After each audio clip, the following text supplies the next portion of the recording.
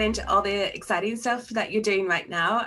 First wanted to ask how you found the first few months of 2020 not being able to wrestle or train. What was that like for you? Yeah, it's very strange. I mean, very luckily, and I mean, it seems like a lifetime ago now, very luckily, the very first couple of months, I actually managed to get a little bit in. We did the Worlds Collide pay-per-view over in Houston, which was an amazing success. So it's almost a little bit annoying that we did get to do that first, because it gave it gave us such a wicked start to the year, and then to unfortunately just have what happened. It was obviously quite, almost heartbreaking, really. But yeah, it's been tough. It's been strange. It's been weird. But I think it's given there's a part of it where I'm almost a little bit thankful for physically. I feel like my body is, pretty much reset now, and I feel a lot physically fitter and more agile than I've ever been. So obviously you've just got to find and use the positives that, that have come from it. And as much as they're few and far between, I feel like I'm in a position now where I can kind of like really step on and really make a difference in my career now. When you had that downtime, did you find yourself thinking a lot about what you were going to do when you came back, or any changes that you wanted to make to your style or presentation?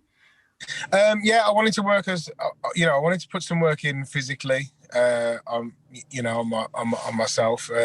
Performance-wise was really hard, because obviously there was no gyms or training facilities, very little gyms or training facilities open, as regards to, being able to get in a ring and wrestle. So that was a little bit of a bummer, but yeah, like I suppose more than anything, I just wanted to make sure that when we did come back, I was ready to go, just to the best I possibly could, I suppose. And as obviously the pandemic, stretched out, gyms started to then open up, and the chance to obviously, almost get yourself ring fit became available. But the work that has been put in by everyone at WWE and NXT and BT Sport to be able to now provide us with this way of entertaining the WWE universe is just it's just second to none. They've helped us out so much, and that kind of really rough and I suppose no one knew what it was going to be like. That path back into doing live shows again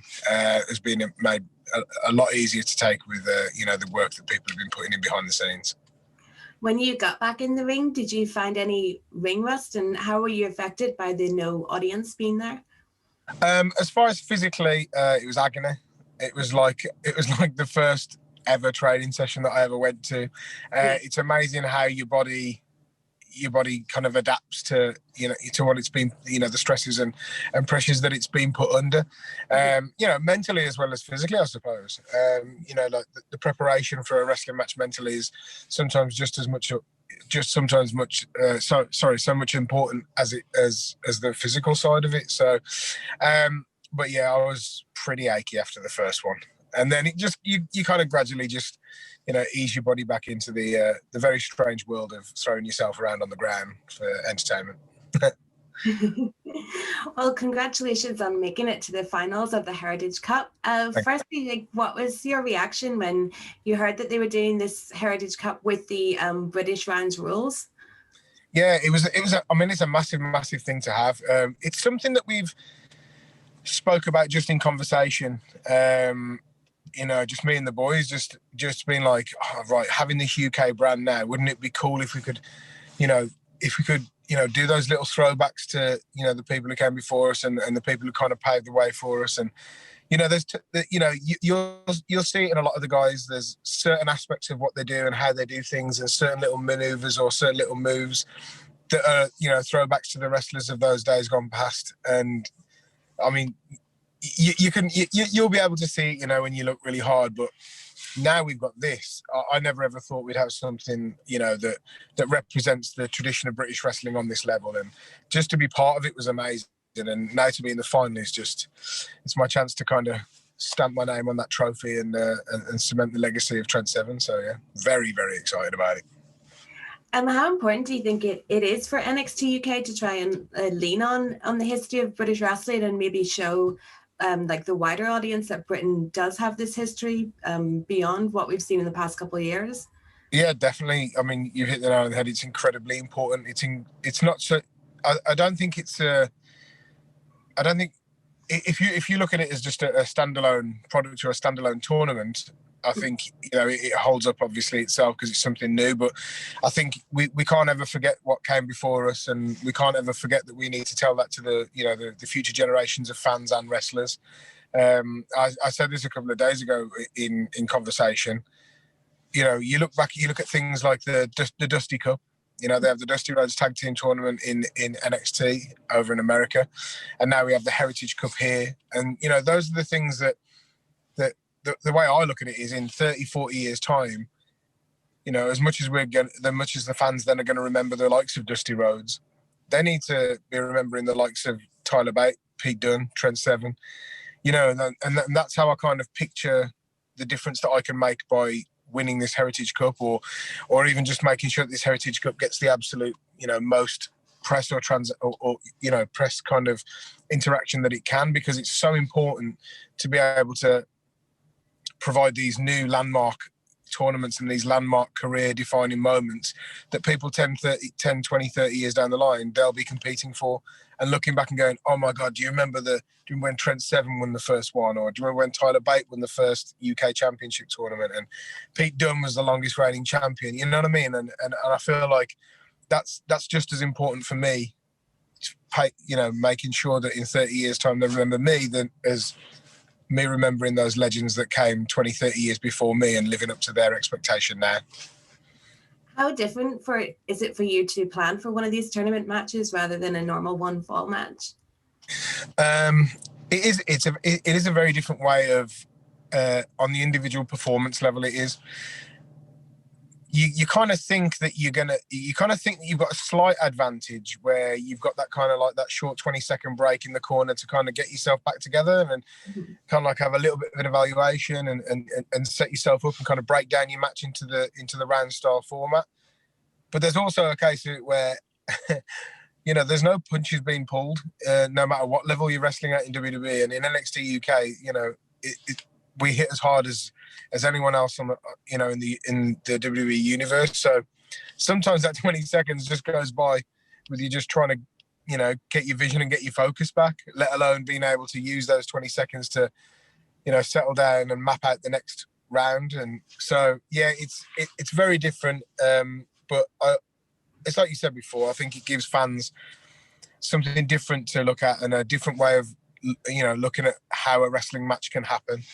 So for me, it was the first time I'd ever done one when I got the chance to get in there with Kenny Williams. And then obviously the second match I'd ever done in a rounds match was against Dave Mastiff. And now we look forward to the third one. And it's going to be a challenge because of how young and how different a fighter it is. All three of the people that I'm going to be fighting or have fought have got very different styles, and they're very unique in their own way. So it has been quite trying and quite testing to kind of map out a little bit of a game plan for me. But I think I've got it laid down now. So fingers crossed, it's enough. Well, can you kind of tease like what we can expect from you versus Egghead? I'm guessing something completely different from the Mastiff match.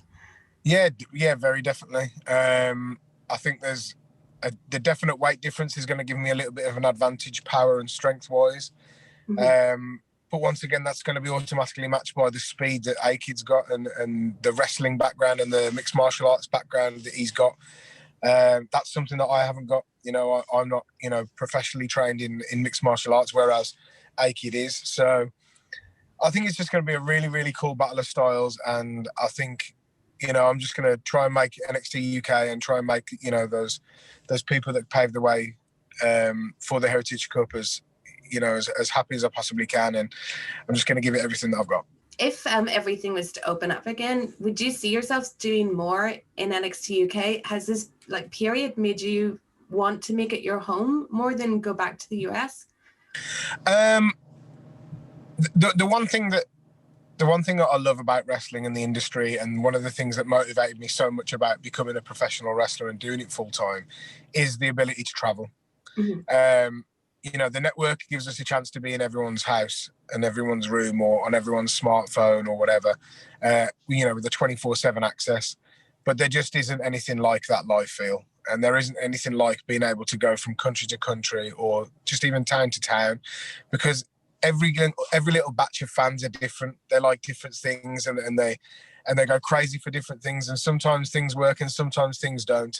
And being able to go and work in front of live crowds of such variety is the real thing that drives me, as a performer. Being able to kind of adapt to whatever crowd or whatever place I was in. Sometimes I've been somewhere and they just absolutely love me, and then the next night they just hate me. And having that ability to be able to work to a live audience is definitely something that I've always looked forward to. So I'm never going to say that I'm going to stick in one place or sow my roots here. Traveling is something that's a massive part of my life, and it's a massive part of my wrestling career. So I'll be wherever and whenever I possibly can. Have you been keeping up with what Pete's been doing in the US, and how do you feel about his new allegiance with Pat McAfee? Well, you know what? I can't be there to really do anything. So he looks like he's having a great time. And he looks like he's kicking some serious ass, to be brutally honest. He looks in incredible shape. He's got himself into a phenomenal shape. He looks fitter and better than I think I've ever. In fact, yeah, he definitely looks better and fitter than I've ever seen him. So I think the thing for Undisputed Era and NXT in America to be a bit weary about is, you look at what Pete Dunne did over the course of the last 2-3 years, and now he's in the best shape and the best focus of his entire life. So I'd be pretty worried if I was Undisputed Era right now. Recently on NXT UK, there's so much talk about Walter's match with Ilya. So what was the backstage reaction to that match? Was it like the fans? Yeah, I mean, every so often, you get the sheer joy as a performer of being able to just switch off from switch off being a wrestler and switch off being a performer, and just have the ability to just be fully absorbed into a match. There's certain matches that will always stand the test of time, like the first tournament final. I remember watching that in Gorilla backstage, and I was just a fan. Like I was just allowed to utterly let go and just immerse myself in a wrestling match. Same with kind of, with the Takeover Chicago with Pete and Tyler again. And there's so many other matches that have happened, and then having the absolute joy to be able to watch that match, and it definitely was another level of brutality. It was pretty frightening at times. But the effort that went into that match, and Ilya Dragunov just has an incredible will to just survive whatever punishment he's got. And, he came up just short, but, you look at the critical acclaim that match has got so far, and, I hope that will stand the test of time and maybe even go down in history as being, one of, if not the best match that has happened during the pandemic. And fair play to those two guys for doing that. It was an incredible performance on both levels. Looking back at the time that you and Tyler won the NXT tag titles in the UK, that was like such an amazing moment, a celebration. I remember being there. It was really cool. How do you look back on that? And is it kind of tainted by how short the reign was? Yeah, there's always that part of things where, not the rug got pulled under us or anything like that, but, you just got to live in the moment, and I'll never look back at it with any kind of regret or anything like that, but it definitely does give you that taste of gold and that want for more. So there's absolutely no denying that my goal is not to continue as a singles wrestler for the rest of my career in any way, shape or form. There's so many goals and so many aspirations that we still have as Mustache Mountain that there's no way that we're not going to be, fighting for championship gold at some point.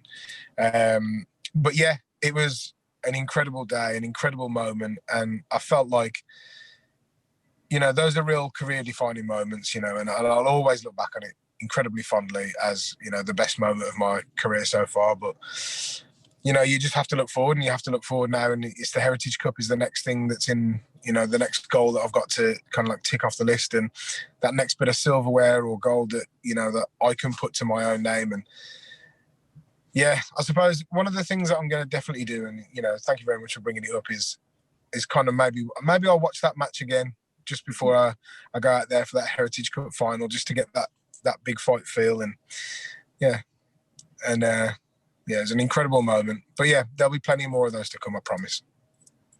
And just finally, we've talked so much about British wrestling history. So who would be on your mustache Mount Rushmore of British wrestling? Okay, so mustache Mount Rushmore, not including me, Pete, and Tyler. I'm only joking. Okay, well, what is there, 4, right? I think Mount Rushmore 4, I think. We could do 4, yeah. Yeah, I mean, we'll probably have to do about 20 because I don't want to make that. Okay, I think you're going to have Rollerball Rocco, William Regal, Davey Boy Smith, and probably Johnny Saint. Awesome. That's me. That's just spitballing. There's so many more. There's so many more.